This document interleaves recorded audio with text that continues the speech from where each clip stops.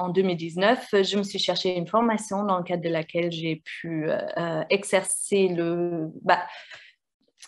pas encore exercer vraiment, plutôt m'entraîner dans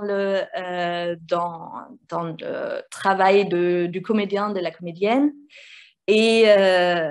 j'étais dans un super groupe, j'étais dans une super école à Grenoble. Et me voilà depuis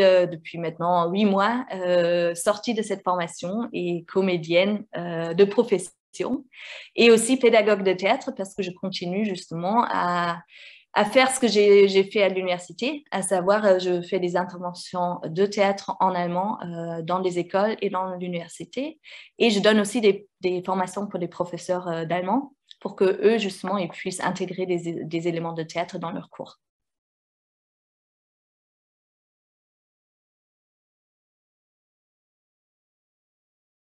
Pour moi, ce mouvement de #MeToo nous permet dans un premier lieu de rendre visibles des choses qui, pendant longtemps, ont presque été considérées comme normales, alors que c'est tout autre chose que normal. Et donc, c'est important de parler de violence, c'est important de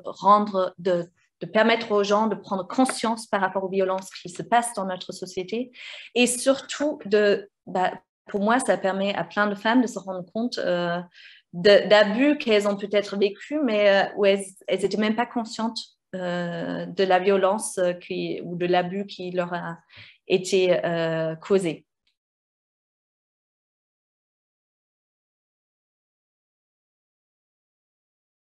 J'aimerais bien que cette profession, que ce soit